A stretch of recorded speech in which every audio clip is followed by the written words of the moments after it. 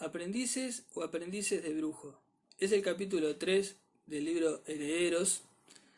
Está planteado en forma de pregunta, a su vez se trata de una metáfora que los autores con el término aprendiz se refieren a los estudiantes y con aprendices de brujo se refieren a aquellos aspectos que son más bien del tipo ilusorio o engañoso, tanto en el sistema educativo como en los profesores o los alumnos. Esto es a modo de expectativa realidad, es decir, lo que debería ser y lo que realmente pasa. Para explicar esto, los autores desarrollan un tipo ideal de conducta estudiantil para poder, a lo largo del desarrollo de esta explicación, ellos irán contrastando con lo que realmente pasa en la realidad, posicionando al estudiante en relación a su futuro, en relación al género o según el tipo de la clase social a la cual pertenece. Bueno, la universidad es aquel marco institucionalizado donde ocurre una reproducción social y una formación de capital. En definitiva, se realiza una reproducción de las desigualdades sociales y ocurre una legitimidad de lo que ya viene heredado, ¿no? Ya ocurre un condicionamiento en el estudiante. Esta herencia de capital cultural está combinada con el prestigio de lo innato, que es aquello de dónde venís, con la clase social y el habitus de clase, y con el mérito de lo adquirido, ¿no? Es lo que obtuviste en base a tu trabajo. Esto se refleja en los títulos escolares, que forman y aseguran el prestigio social del individuo. Por ende, se legitima este capital cultural institucionalizado. El eje estructurante de este capítulo gira en torno a explicar en qué medida y por qué la situación del estudiante encierra una relación irreal o falsa con los estudios y el futuro. Es decir, explica esa incompatibilidad e incongruencia entre estos aspectos. Para ello, los autores construyen hipotéticamente el tipo ideal de conducta estudiantil que es totalmente conforme a la racionalidad. Este tipo ideal de conducta es una construcción ficticia que permite, al ser confrontada con las conductas reales de los estudiantes, comprender mejor estas últimas y, al mismo tiempo, evaluar qué tan alejadas están de las conductas racionales. Desde el punto de vista de este modelo, el estudiante trabaja por su propia desaparición, lo que a su vez supone trabajar por la desaparición del profesor. Esto significa que el estudiante trabaja para dejar de ser estudiante. Es decir, evoluciona, se transforma. Y en este trayecto va adquiriendo todos aquellos conocimientos, habilidades, destrezas que hacen al profesor, vale la redundancia, y le permite alcanzar o superar el rol que le compete al profesor, haciendo prescindible su tarea. Bueno, al mismo tiempo plantean que el profesor trabaja por su propia desaparición. Esto tiene que ver con que enseña lo preestablecido para que los estudiantes incrementen su capital cultural, es decir, les brindan las herramientas para que trabajen por su propia desaparición y por la suya. En relación a ello, trabajan con la definición de enseñanza racional, donde cabe señalar primeramente que todo el mundo acuerda en definir que ser estudiante es prepararse para un porvenir profesional a través del estudio, lo que implica que la acción de estudiar sea un medio al servicio de un fin que es exterior. En este sentido, los estudiantes se preparan para desempeñar una determinada profesión que, al igual que todas, sirven a un sistema. Esto en realidad es una deducción que hicimos, no lo plantea explícitamente los autores. Bueno, y en esta preparación futura, el presente solo actúa como intermediario, como trampolín en relación al futuro, que es lo que realmente importa. Para que la acción presente se oriente hacia el futuro, el presente debe preparar su propia negación, es decir, negarse como estado permanente y concebirse como un estado provisorio para darle lugar al futuro que, como dije recientemente, es lo que importa. Esto también tiene que ver con que el estudiar sea producirse como alguien capaz de producir, ¿no? Esto se logra mediante la profesión, ¿no? El estudiante en la realidad se encuentra posicionado bajo el condicionamiento del sistema educativo. Son los herederos del Estado. Por ende, deben actuar en base a lo establecido de su formación y su hábitus de clase. Este estudiante es pasivo y cuenta con fines prácticos. Su trabajo, además, se dice que es como un fingimiento que disfraza en la realidad. Además, este estudiante pierde la noción de estudiante en sí al perder la noción del presente como algo provisorio. Cuenta en realidad con un otorgamiento al valor del presente por sí mismo. Realiza un distanciamiento entre el presente y el futuro y es ahí donde se desdibuja la noción del estudiante. Esta pérdida de la noción del estudiante es el fin en sí mismo de la tradición universitaria, la cual propone dos grandes modelos. El animal de exámenes, que es aquel estudiante que cuenta con un objetivo final de alcanzar el mercado laboral rápidamente por medio de la aprobación de exámenes, obtuviendo grandes calificaciones dentro de los plazos establecidos en la universidad. Es aquel estudiante fascinado por el éxito académico. Por otro lado, está el otro tipo de estudiante, que es el diletante. Es aquel estudiante que considera a la educación en un fin en sí mismo. Por ende, niega su futuro laboral, su preparación laboral para su futuro. En realidad es aquel que convierte su trayecto en la universidad como una aventura intelectual. Es el que alarga este proceso de la educación. Esta experiencia mistificada de la condición de estudiante, de la que hemos venido hablando, exime al profesor de concebirse como un instrumento al servicio de un sistema, permitiéndole aparecer como comunicador de una cultura total. Los autores plantean un juego de complacencias recíprocas entre estudiante y profesor, donde acuerdan lo que espera uno del otro.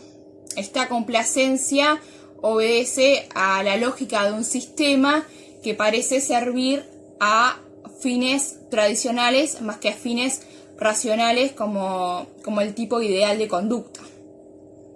Y a su vez trabaja en formar hombres cultivados y no hombres de oficio.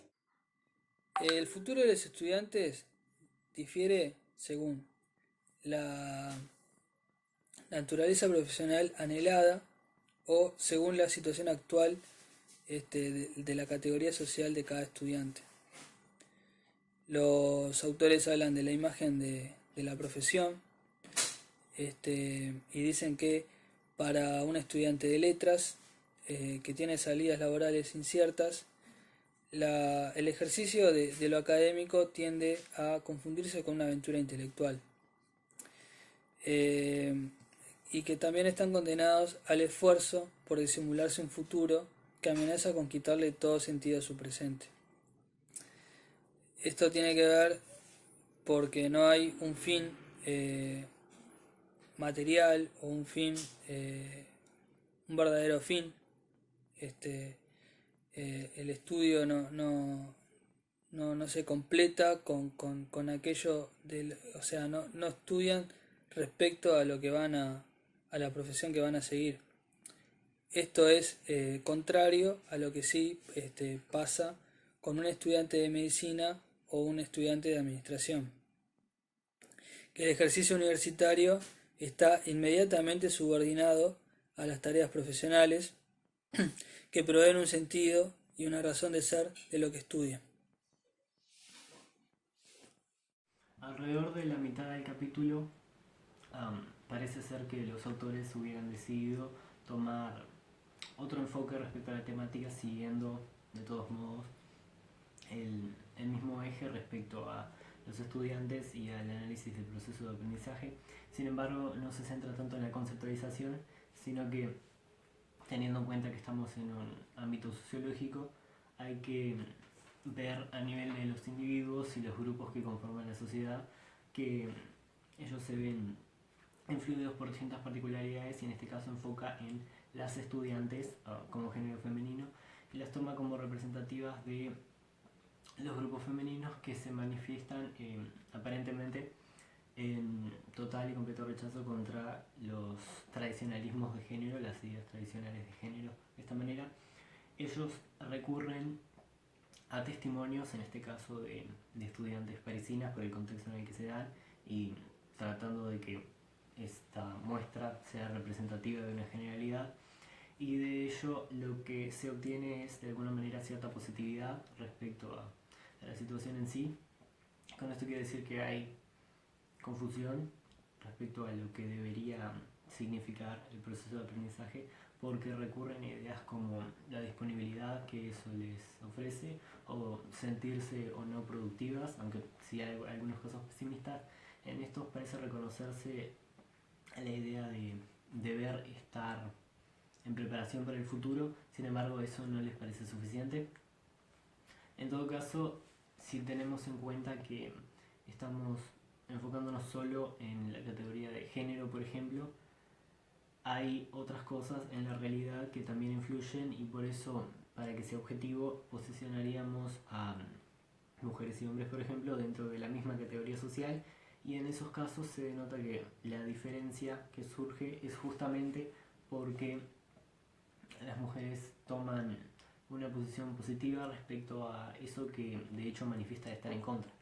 Se nota que en realidad las mujeres tienden a optar por profesiones que sean estereotípicamente vinculadas con lo femenino, como puede darse en el ámbito de la formación en educación, por ejemplo, profesoras o maestras, o en otros casos estereotipos respecto a, por ejemplo, se ejemplifica con la imagen de una decoradora que no suele verse con la imagen masculina, o en otros casos también se tiende a pensar que la transición natural sería hacia la dedicación a los trabajos del hogar, que no tiene por qué necesariamente ser la única opción que se dé como seguimiento especialmente de haber realizado un proceso universitario, por ejemplo. En todo caso, esta idea no solo se queda en el ámbito estudiantil, sino que a través de los vínculos naturales de un individuo social, esas ideas se trasladan y pueden llegar a darse, como no estamos hablando de una idea presente en una sola persona, sino en un grupo, y las interacciones del mismo, esto se esparce y se genera una imagen general de lo que debería ser la profesión al nivel de las estudiantes o femenino. Bien, otra de las nociones que tratamos de resaltar y que de hecho genera bastante impacto al tener contacto con este tipo de postulados es el de una humildad, se diría, respecto a las temáticas académicas o de vínculo con lo intelectual de parte de las mujeres. En ese sentido se dice que prefieren evitar el compromiso que tiene el aprendizaje respecto al futuro, y esto sería una especie de demanda respecto a que voluntariamente no quieren formar parte de un nivel académico superior, o se ejemplifica diciendo que las mujeres leen menos textos filosóficos o sociológicos que los hombres, o que participan menos en la política.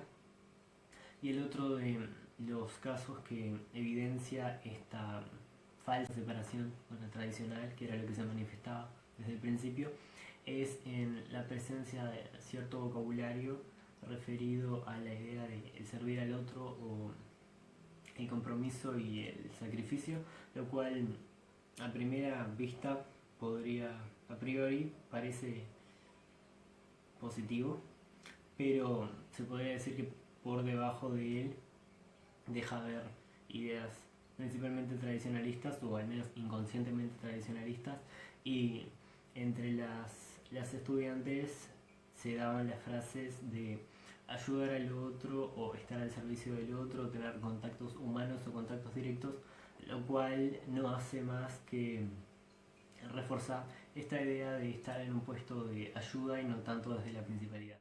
Ya más hacia el final del capítulo, los autores plantean que el futuro de los estudiantes también difiere según el origen social que tengan los mismos, porque existen diferencias tanto sociales como culturales, económicas y políticas que tienen incidencia y relación directa tanto sobre sus estudios como las posibilidades subjetivas que tienen de acceder a la enseñanza superior, como sobre su futuro.